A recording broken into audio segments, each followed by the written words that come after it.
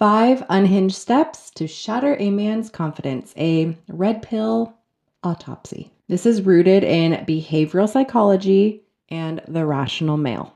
Welcome back, Kings. Today we're discussing the anatomy of destruction, how a man's confidence, his frame, his core identity can be dismantled with some surgical precision. Rollo Tomasi said it best in The Rational Male. A man's confidence is fragile, built on opinions, rooted in frame, but easily fractured by scarcity. Women instinctively test that frame, not always maliciously, but to measure your strength. The problem? When you fail those tests, it's not just the attraction that dies, it's the complete respect. And behavioral psychology backs it. Chronic criticism does not motivate a man. It rewires his brain for failure. It builds shame, learned helplessness, and dependence. Combine that with emotional manipulation, gaslighting, jealousy, control, you name it, and you've got a perfect storm that breaks even the strongest man.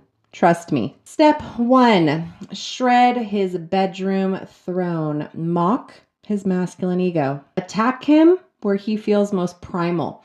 His performance, mid-act, post-act, it doesn't matter. Drop the poison line. Is that all you've got? My ex made me see stars. Ugh. Evolutionary psychology explains why this crushes him. A man's worth is biologically tied to sexual dominance. You're not just cutting at his pride. You are severing his identity. The real mind twist, deliver it with a little smirk.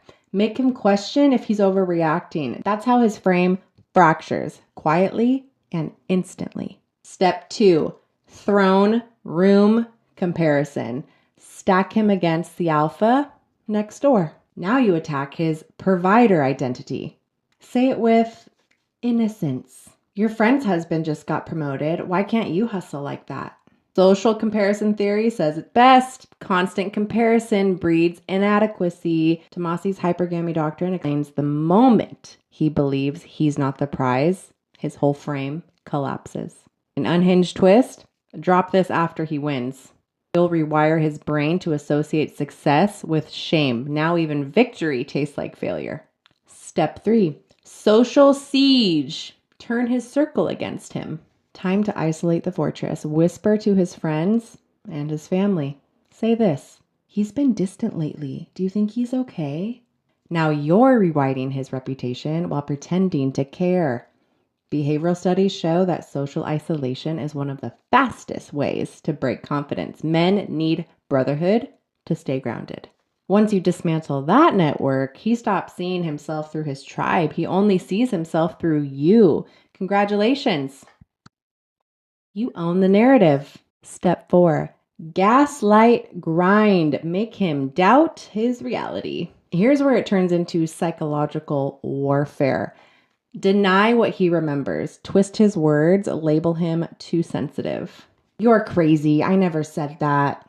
That's gaslighting, my friends. It creates cognitive dissonance. The brain literally cannot reconcile reality, so it folds. He stops trusting his perception and chasing your approval for clarity.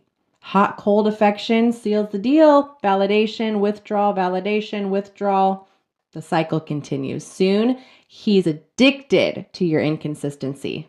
Step 5, the siege jihad. Bait him with rivals. Now you completely finish him. Drop grenades like this. That guy at work said something so sweet to me. It reminded me of my ex. Ugh. Flirt, deny, repeat. Evolutionary psychology shows jealousy hijacks logic. His energy shifts from mission to mate guarding. Once he's in that state, his masculine leadership dies. The cruelest trick? Reward the meltdown with pity and affection. He'll thank you for the scraps. Crown shattered, kingdom gone, empire destroyed. The red pill cure? This isn't empowerment. It's execution. It's how the feminine shadow manipulates the masculine through insecurity. Tomasi's antidote? Hold your frame. Walk if you must. A woman cannot destroy a man who knows who he is.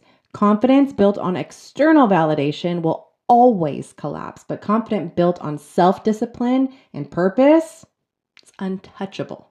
Stay grounded, stay dangerous, stay free. And if you've seen these tactics in the wild in your own life, drop it in the comments. I am so curious to hear your stories.